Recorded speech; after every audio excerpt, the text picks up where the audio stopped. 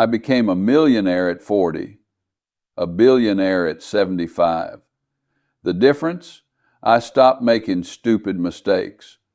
Most people spend their entire lives searching for the secret to wealth, the perfect stock, the insider tip, the magic formula. But there is no secret.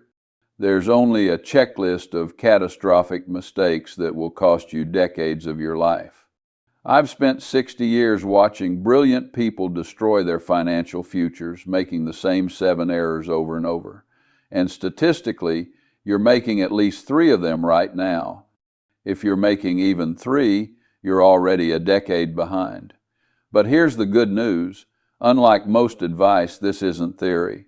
This is what actually worked when everything else failed. This is the Munger method. Let's begin. Mistake 1. Learning from your own mistakes instead of others. The problem: your personal experience is expensive and limited.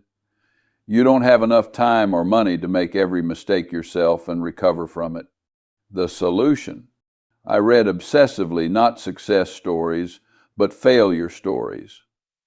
I studied every major market crash, corporate fraud, and bankruptcy I could find. Why? Because the same patterns repeat endlessly across centuries. Consider this: the South Sea bubble collapsed in 1720. Yet 300 years later, people still fall for identical schemes: tulip mania, railway mania, the dot-com bubble, the housing crisis, cryptocurrency crashes. The names change, the pattern never does. What I learned: the Great Depression taught me never to use leverage. If you can't afford to own something outright, you can't afford to own it at all. Long-term capital management, a hedge fund run by Nobel Prize winners, built models saying their strategy would fail once every 1,000 years. They lost everything in 4 years. Every crypto investor in 2021 acted surprised by their losses, as if get-rich-quick schemes haven't been documented for centuries. Your action step: read 1 investing disaster case study per month, studypets.com and the dot-com crash. Analyze the 2008 financial crisis and how Lehman Brothers collapsed. Examine Enron's accounting fraud and why respected analysts missed it. Each story immunizes you against that specific mistake. It's not entertaining, but losing your money is far less entertaining. Mistake 2, buying what you don't understand. The problem: you spend an hour researching a 50 toaster on Amazon, but throw 10,000 into a stock because someone on Reddit posted a rocket emoji. My rule: if I don't understand it, I don't buy it, period. This sounds obvious, yet it explains why you bought cryptocurrency in 2021. Can you explain how blockchain actually works? Can you articulate why Bitcoin has intrinsic value? If not, you weren't investing, you were gambling. Real examples: I passed on technology stocks throughout the 1,990 seconds because I didn't understand them. Everyone called me obsolete. You don't understand the internet, old man. Maybe. But I also didn't lose money when they crashed in 2000. I passed on Amazon early. Jeff Bezos was losing money every quarter while being hailed as a genius. Did I miss out? Absolutely. Amazon rose 0%. Did I lose money? No. And that's the point. The test: can you explain your investment to a 10-year-old? I own part of a company that sells soda. People buy soda every day. The company makes money and shares it with me. That's Coca-Cola, simple, understandable, profitable since 1886. Now try explaining: I own a synthetic collateralized debt obligation that leverages proof-of-stake mechanisms to yield farm governance tokens in a decentralized autonomous organization. If you need 15 minutes and a whiteboard, you don't understand it, you're repeating words from YouTube. Your action step: review every investment you currently own. Ask one question: how does this make money? Not, Why will the price go up? That's speculation. How does the business generate cash? If you can't answer in one clear sentence, sell it today. Mistake 3, being in a hurry. The problem: you want to be rich by Thursday. You see someone make 200% on a meme stock in 3 weeks and panic. Everyone's getting rich except me. The reality: I built my wealth over 60 years. Not 6 months, not 6 years, 60 years. The secret to getting rich quick? There isn't one. That is the secret. The math. You need to understand. 20% annual returns sound boring and slow, but 20% per year for 60 years turns 10,000 into 500 million. That's not a typo, that's compound interest, what Einstein called the eighth wonder of the world. But you don't want to wait 60 years. You want to be a millionaire by 30, so you take reckless risks. You use leverage, trade options, go all in on speculative investments, and you either lose everything or get cocky and lose it on the next trade. The brutal truth: if you've been investing for 5 years and aren't beating a simple S&P 500 index fund, you're not an investor, you're a gambler with a losing record. The S&P averages about 10% annually over the long term by doing nothing. No genius required. If you're doing worse after all your research, trading, stress, and paid subscriptions, you'd literally be better off doing nothing. 90% of active traders underperform a simple index fund over 10 years. You're not the exception. Your action step: stop trading. Buy a low-cost index fund, contribute consistently, and check back in 30 years. Not exciting, but mathematically correct. Mistake 4, confusing diversification with owning everything. The problem: Wall Street tells you to diversify and spread your risk. So you buy 50 stocks, international funds, bonds, REITs, commodities, crypto, gold, and silver.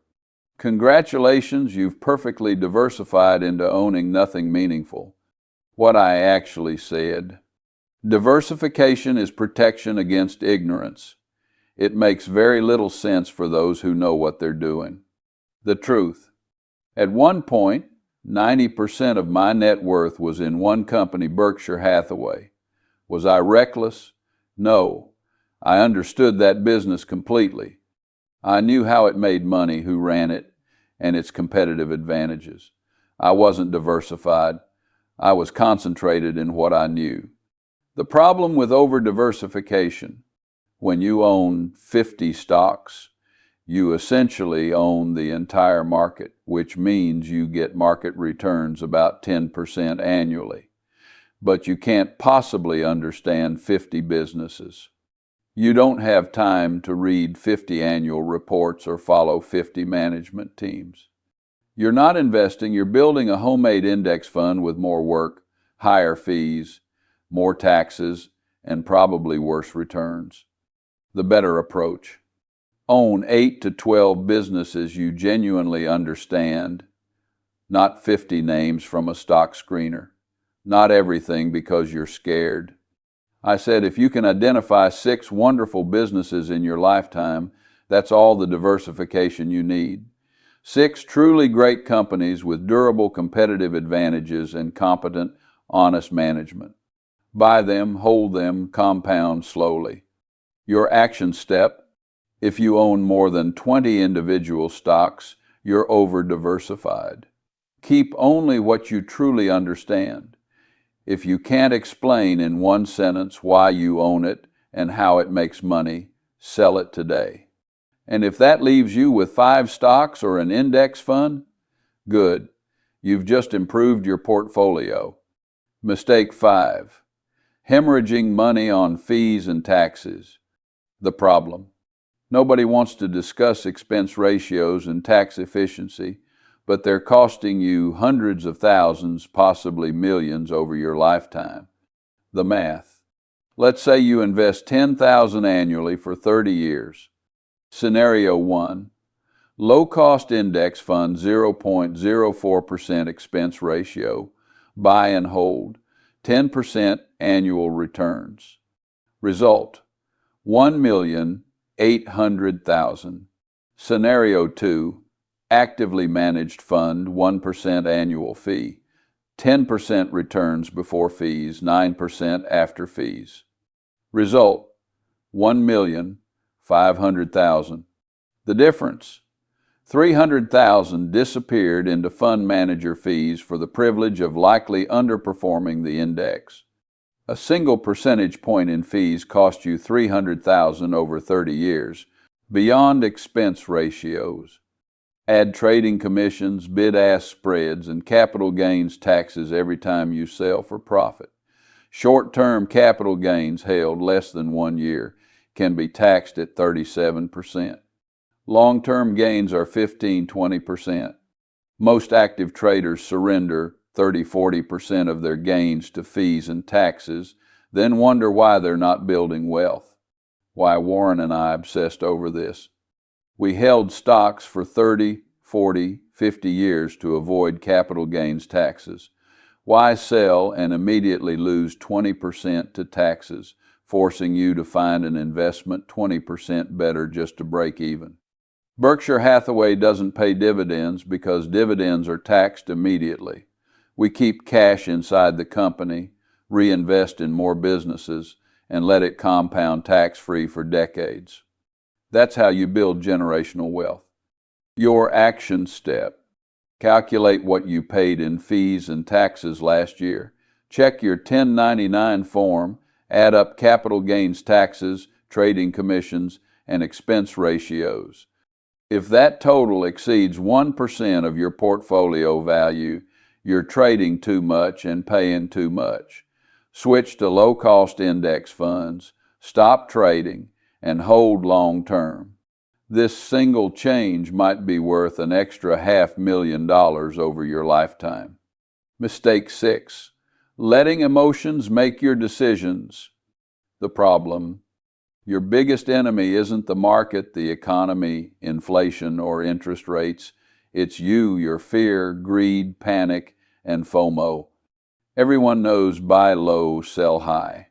Nobody does it. Instead, you buy high when everything feels safe and sell low when everything feels terrifying. Real examples. March 2020. COVID crashes the market. The S&P 500 drops 34% in 1 month. Panic everywhere. Most people sold everything. This is the end, the next Great Depression. What did we do at Berkshire? Nothing. We sat there. Actually, we bought more. The market was on sale. Result? The market fully recovered by August and hit all-time highs by year-end.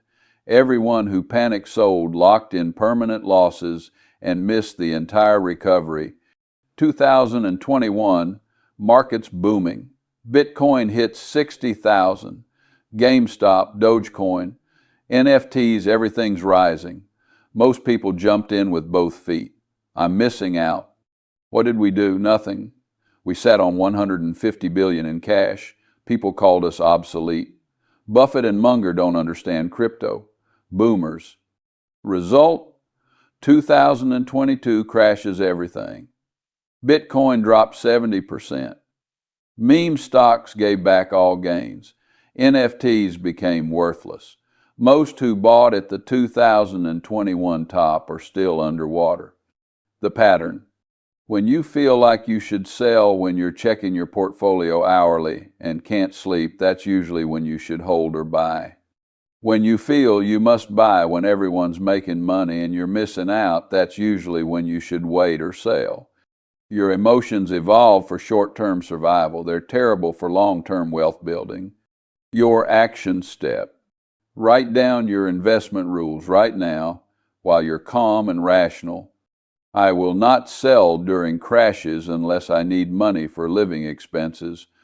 I will not chase hot stocks because they're rising. I will not check my portfolio more than once monthly. I will not make decisions based on fear or greed. Print these rules. Put them where you'll see them. When the next crash comes, and it will read your rules.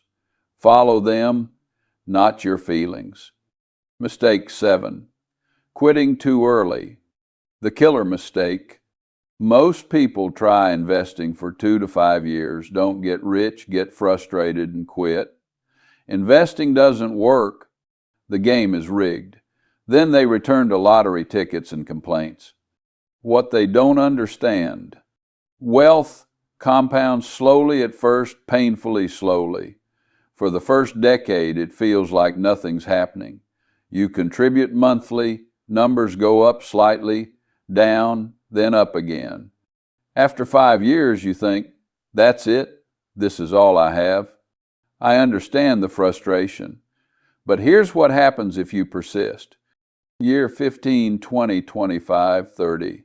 Suddenly, numbers move fast because you're not just earning returns on contributions, you're earning returns on returns on returns. That's exponential compound interest. The pattern. First $100,000. Takes forever. Years of grinding. Second $100,000. Much faster. Third $100,000. Even faster. By your fifth or sixth $100,000, they arrive every year or two. But you only reach this phase if you don't quit. My story. I didn't make serious money until my 50 seconds. I didn't make my first billion until my 70 seconds. That's 30 to 50 years of doing the same boring things repeatedly, buying good businesses, holding them, reinvesting dividends, not selling during crashes, not chasing bubbles. Just patience and discipline for decades. The truth. The stock market has returned approximately 10% annually for the past century through world wars, the Great Depression, recessions, crashes, and everything else. 10% per year on average. This means if you invest consistently and avoid stupidity for 30 years, you will build significant wealth. Not maybe, not probably. You will. It's mathematics. It's inevitable. But you'll be tempted to quit. Year 3, during a crash when you're down 30%. Year 7, when your friend made 500% on crypto and you're only up 80%. Year 12, when it feels like you're going nowhere. That's when most people quit, right before the exponential growth phase begins. Right before all those patient years pay off dramatically. Your action step. Pick one boring, proven strategy: index funds, dividend stocks, value investing, and commit to it for 30 years minimum. Not 3 years. Not 5. 30. Don't quit when it's hard. Don't quit when it's boring. Don't quit when friends are making more money elsewhere. Don't switch strategies every 2 years chasing the next trend. Just keep going. Keep contributing. Keep reinvesting through crashes, booms, boredom, FOMO, and fear.